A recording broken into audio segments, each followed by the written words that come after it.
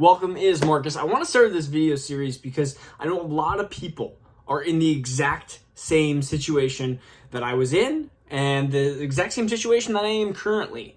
And I know there's not a ton of content. There's a lot of content from YouTubers out there that are tens of millionaires and they're 100 millionaires like Alec Hormozi, and you get you get the richest of the rich that come out with all their different things. And I want to tell you that I'm in like the middle of my journey here. And so this video is all about how I got myself into trouble. And me and my wife both got ourselves into trouble, getting into almost $1 million into debt, and how we are working our way out of it. In fact, we are getting so close to seeing that finish line. And then what are the next steps to get us from that 0 point, the step where we kind of get into that ground zero, and what our goal is to get into being a millionaire, being a 10 millionaire, like being a deca millionaire. Like, what are the things that we need to do? And there's gonna be a lot of different videos over the next few months. I'll probably do one a week, I feel like, and see how some of this reception goes. But the first thing we're going to talk about is the common things that got us into trouble because we followed what everyone tells you to do. And so the first thing is you graduate high school and everyone tells you to do what? Go to college. And so I went to State College State, which was a regular university. My wife went to a tech college and then private school, and they don't tell you how much private school is, even with scholarships. And so you can just guesstimate, approximate 30 grand per year. It was a little bit more for me, so I'm at $250,000 because I'm 8 years into school. Yes, chiropractic, if you didn't know that, 8 years into school. That is $250,000, $250,000 for those that don't know that. And then my wife, who 4 years of schooling, you're talking about 100 grand. I don't even know the exact total. I mean, it was over 100 grand there. So you have a 250, 100 grand. You have over 350,000. You have a house full of student loans. That is pretty much what it is. A house worth of student loans from two people that when you graduate, you're like, man, how much money am I going to make? And it's not $350,000 because there's no guarantee in the chiropractic world. And she did exercise science, and there's no guarantee in her realm either that either of us were going to make six figures. We'll probably talk about that in future videos, but $350,000 of student loans. So potentially mistake number one. I mean, you have to get your degree, especially for me, I have to get my degree going into specific fields. Hers was more college softball related. She liked that, and maybe I'll have her tell her story at some point on why she decided to do that. But some of that was a little bit of an experience. It's an expensive experience. That's what I'm just telling you. So $350,000. The next thing you are told to do in life is mistake number two, go buy a house immediately. So we got married and they go, hey, you know what? You have $350,000 in student loans. Your income sucks. Your length of occupation sucks. I mean, we had like a year basically of occupation, no income. I mean, we were making 100 grand. I mean, you're 50 grand a piece. It's nothing crazy at that point in our lives, and that's 6 years ago, so 2017. And they're like, yeah, we'll approve you for a $400,000 house. And my thoughts were like, what? They're gonna approve us for $400,000 house, and our debt to income ratio, our debt is 3.5 to our income being 1.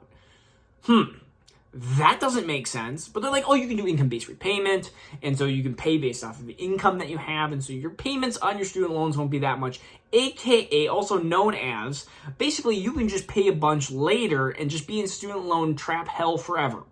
And then now you can be in housing hell forever. So you are now 15 years into student loans, 20 years into repayment of student loans, whatever it is, and then you have a 30-year mortgage.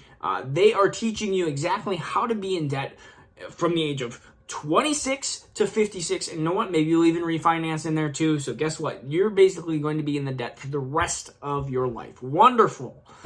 Well, guess what? You start getting after that, which we go, well, maybe 2-3 years, and we're like, well, actually, mistake. We bought a business, or I bought a name of a business. There was no clientele in between, but I bought basically a build out of a office space and everything like that. That ended up being closer to $100,000 as well. So now what we're at, and we bought a house that was at $260,000. So you're at $350 260, another 100. You can see how this stuff adds up, right? And then they tell you, guess what, guys? You need to buy a car. You need to buy a really nice car because, well, first of all, you have a doctor and you have a exercise scientist, you have a physical or a personal trainer. You guys need good, reliable cars. You guys are going to have kids at some point. You need safety cars. You guys go buy a $25,000 car. So we each bought a car because that's what everyone tells you to do. You know what? You gotta stop. We have to stop listening to what everyone else tells you to do. And so we just kept digging and digging and digging, and then with interest and everything keeps growing. I mean, when you are paying, $350, $260, you're talking about that's $610. Another business $710.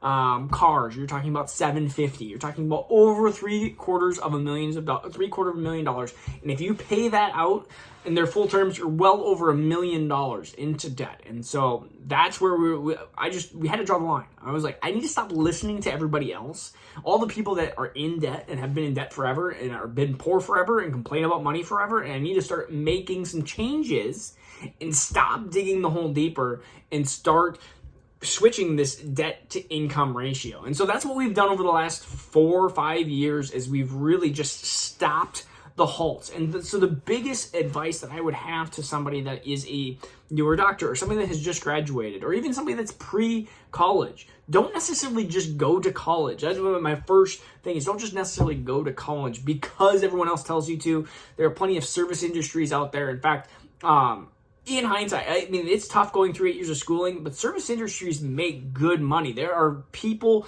that do plumbing, that do electrician, that you can even create your own business with that as well. And so my first thing is don't necessarily go to college because everyone else tells you to. It is extremely expensive.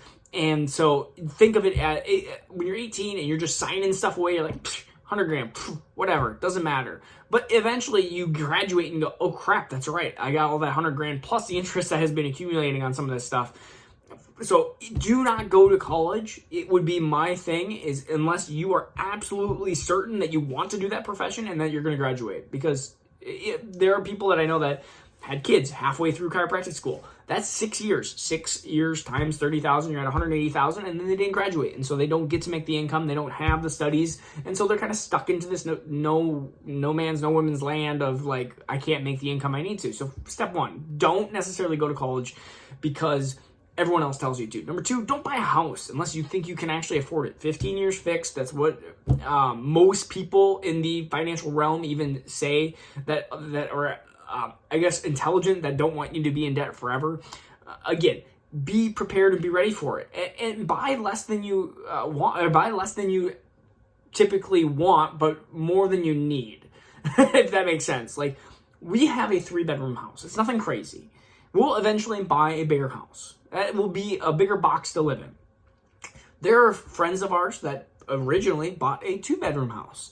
And there are friends of ours that bought a 5-bedroom house that they can barely fill in because they have no kids and stuff. And guess who the people are that are happier? The people that buy a 2-bedroom house that have been able to afford life and be able to save and crush down debt and stuff. And now they're like, man, I feel like I can start upgrading versus the people that are just drowning with this 5-bedroom house, something that they barely can afford just so they can look better to their neighbors, so they can look better to their family, better to their friends. It's just not worth it. So be prepared to buy, when you buy a house, that you can fully afford it and all the things that go with it. Murphy's Law is when something can go wrong, it will go wrong. Every single month, I feel like something goes wrong. Something breaks. Something has to be replaced. Dishwasher, dryer, sump pump, water system. And if you don't have something that will break, your wife or your husband will want to fix something. We'll get a water filtration system. We'll get this, that. What should we get? What? Oh, we might need a riding lawnmower. We might need a snowblower. I'm in Minnesota. We might need this and that. And so the biggest thing is be prepared for all the housing expenses. Renting is sometimes actually the cheapest thing.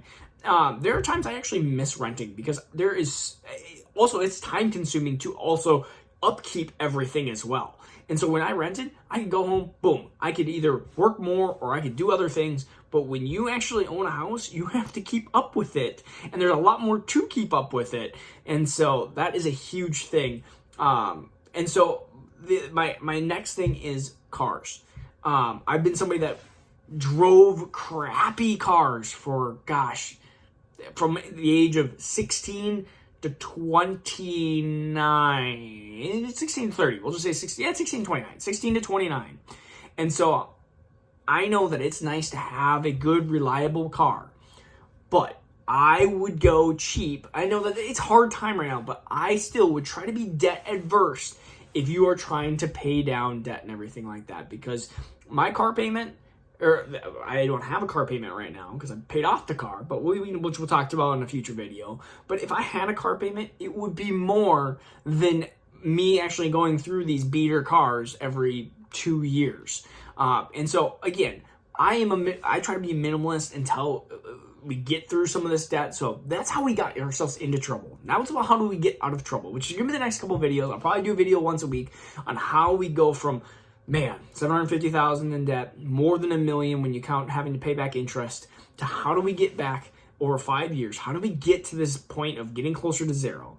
And then when we get to zero, what are the plans to get into this phase of how do we get back from, we went from -1 to 0. Now how do we go from 0 to 1? And when we get to 1, how do we get to 10? And so you got to see a lot of these people when they go from like 15 to 100. Well, that doesn't help me because I'm not at 15 million. So you're going to be able to at least ask some questions. And I'll be even a little bit more into the chiropractic and health realm as well, because that is the business that we are going to be, that's the business I have been doing. And that's the business that we are going to be expanding upon as well. And we have some big, huge things in the future as well that we're going to be doing in the next 6 to 12 months. And I have some game planning, some ideas, some thoughts, some experiences that I want you guys to be able to learn from, so that you can go from my 0 to 5 years. You can do that maybe less. You can do it in 0 to 4, 0 to 3, 0 to 2. And I am not the smartest person, and I am not the greatest person in the world, but I just figured that I could be able to give some good content out here that maybe you guys could listen and learn from just a little bit for free. All right, peace out, take care. We'll see you guys again soon.